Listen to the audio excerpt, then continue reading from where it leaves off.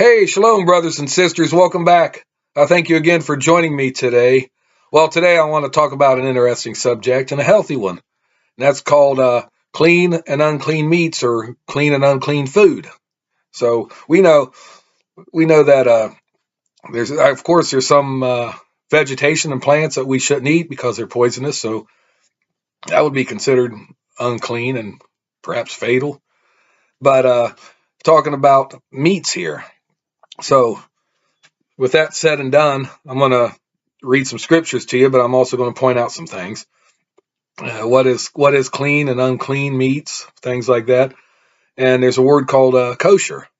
And a kosher basically is means to be straight or right, by implication to be acceptable, also to succeed or prosper. And that's in Strong's number 3787.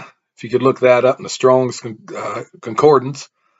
But kosher, a lot of the religious Jews, they always want kosher meats. They don't eat pig, swine, and certain other types of meat.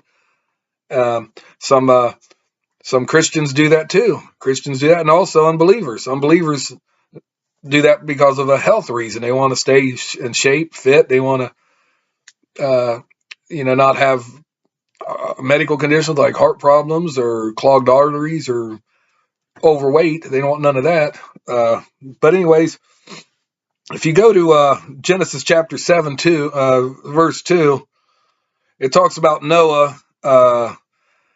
When it comes to the animals going in the ark, the clean were by sevens and the unclean were by twos, and there's a certain reason for that. And like the clean animals, or unclean animals, do they serve a purpose? Yeah, they serve a purpose. Sure, we cannot eat them or anything, but they serve a purpose. And best example I could say is I've heard evangelists and other preachers say that they're basically the janitors of the earth. They're scavengers. They're the janitors of earth. Like the catfish go down and eat all the whatever, the yucky stuff down at the bottom. You got scavengers like coyotes in them and eat carcasses, things like that. But if you go to Genesis chapter 9, 3, verse 6, it says how people are permitted to eat meat, but not the blood or the fat, not the blood, and it has to be clean meat. It has to be clean meat. And here's a good example. Here's a good example. I want to get your Bibles out and check out those verses. Read those chapters, verses, whatever. But also, I want to go to get your book out to Daniel. Here's a good example. Daniel chapter 1, 5 verse 21. This is when King Nebuchadnezzar, has had a party. He's pumping himself up, and he wanted all the subjects to conform to his ways of eating, diets, and worship, and all kinds of things. And I'm going to start out with chapter 5 to 21, or verse 5 to 21. And the king appointed them a daily provision of the king's meat and of the wine which he drank, to so nourishing them 3 years, that at the end thereof they might stand before the king. Now among these were of the children of Judah, Daniel, Hananiah, Mishael, and Azariah, unto whom the prince of the eunuchs gave names for. He gave Daniel another name, and to Hananiah Shadrach, and to Mishael of Meshach, and to Azariah of Abednego. Excuse me, and he just changed their names more to more of a Babylonian name. But they did keep their true names too. They stuck to their Hebrew roots. And Daniel proposed in his heart that he would not defile himself with the portion of the king's meat, nor with the wine which he drank. Thereof he requested of the prince of the eunuchs that he might not defile himself. And the reason he's saying this and they are believing this is because most likely the king's food and meat was unhealthy. It was unclean meat, maybe like pig, swine, big cooked pig on a tray, things like that, or pig's head, whatever. Now Elohim had brought Daniel into favor and tender love with the prince of the eunuchs. And the prince of the eunuchs said unto Daniel, I fear my sovereign the king, who hath appointed you your meat and your drink. For why should he see your faces worse likening than the children which are of your sort?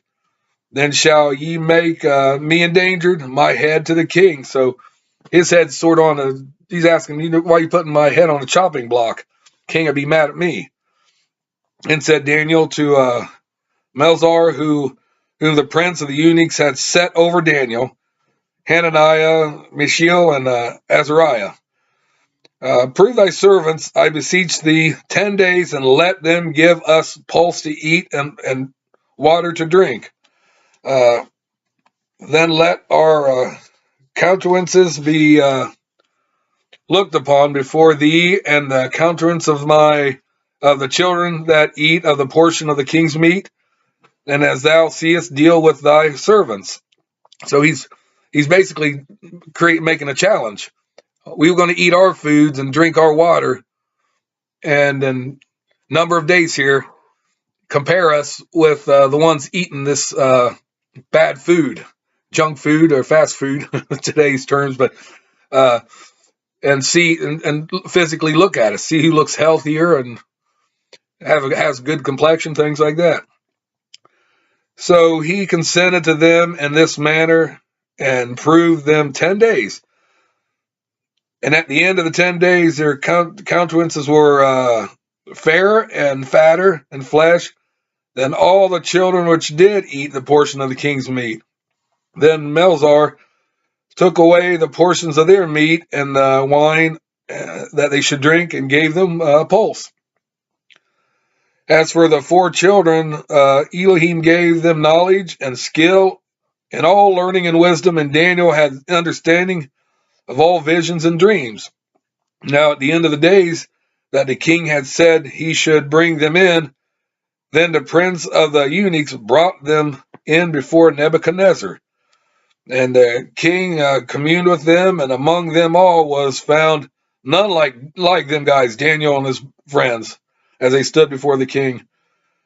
And in all matters and wisdom and understanding that the king inquired of them, he found them 10 times better than all the magicians and astrologers that were in his realm. And Daniel continued even unto the first king, King Cyrus, later on. But the point is, it's not just the health. Well, they more have fat cheeks and complexions are good, but by good nourishment, there's also able to think clearer and better. The nutrients, proteins, all this stuff was feeding their minds, and they was keeping them sober. Not like they're drunk or anything, but sober-minded. That's what it is, keeping them sober-minded. Now let's go to. I'm gonna go to Leviticus. We're going to talk about the difference between clean and unclean meat. We'll go back to Leviticus here, right here. Leviticus chapter 11. Chapter 11, and this is where the Almighty Himself instructs about what is good and what isn't good, the meats. Now I'm going to start out first with, this is Leviticus chapter 11, 1 through 8. Okay, 1 through 8 here. And Yahweh spoke unto Moses and Aaron, saying to them, Speak unto the children of Israel, saying, These are the beasts which ye shall eat among the beasts that are on the earth. Whatsoever parts the hoof, and is cloven-footed, and cheweth the cud among the beasts that ye shall eat. And there's different animals for that. You got to remember that. Remember these right here. Nevertheless, these shall you not eat of them that chew the cud, or of them that divide the hoof, as the camel, because he cheweth the cud, but divideth not the hoof. He is clean among you. So even though he chews the cud, he still doesn't have that foot requirement. And the coney, because he cheweth the cud, but divideth not the hoof, is unclean unto you. And the hare, because he cheweth the cud, but divideth not the hoof, he is unclean. And the swine, though he divided the hoof, and be cloven-footed, yet he cheweth not the cud, he is unclean to you. And their flesh shall you not eat, and their carcass shall you not touch. They are unclean. So they're unclean. And that's right there. I'm going to give you a list here later on about the animals that are appropriate or inappropriate to eat. But if we go to verses 9 through 12, this talks about the aquatic life, the fish, and you got sharks, whales, whatever. These shall you eat of the waters, whatsoever has fins and scales in the waters, in the seas and the rivers, them you shall eat. And all that have not fins and scales in the seas and in the rivers, of all that move in the waters, and of any living thing which is in the waters, they shall be an abomination unto you. They shall be even an abomination unto you. You shall not eat of their flesh, but you shall have their carcasses an abomination. Whatsoever hath no fins or scales in the waters, that shall be an abomination unto you. Now we'll go to 13, verses 13 to 19. These are the unclean birds now. And these are they which you shall have an abomination among the fowls, or the birds, that shall not be eaten. They are an abomination, and that is the eagle, and what's this? The ostrich and the osprey, and the vulture and the kite after its kind, even the raven after its kind, and the owl and the nighthawk and the cuckoo and the hawk after his kind, and the little owl and the cormorant and the great owl and the swan and the pelican and the gier eagle and the stork, the heron after her kind, and the lapwing and the bat. The bat. You remember the coronavirus bat? There's a reason why you don't eat unclean meats. They also bring up certain diseases that transfer from animals to humans, and we've seen that not just with the COVID-19 thing. There's other ones in the past that did the same thing. But these are the unclean animals, and clean. But I got a list here somewhere. I'll read to you. Let's see. Here's biblically clean fish. Must have both fins and scales. Albacore, aloe anchovy, barracuda, bass, black drum, blackfish, blackback, bluebill, sunfish, bluefish, blue runner, bonitos, Boston bluefish, bowfin, buffalo fish, butterfish, carp, chub, cod, crappie, crevalle, croaker, darter, flounder, frostfish, icefish, smelt, gabby. Let's see, gabby, where was that at? grayling, groupers, grunts, golf pike, haddock, hack, halibut, hardtail, herring, horse, mackerel, kingfish, long-nosed sucker, macaroon, menhaden, mullet, muscalingum, orange ruffy, perch, pickerjack, pigfish, pike, pilchard, pollock,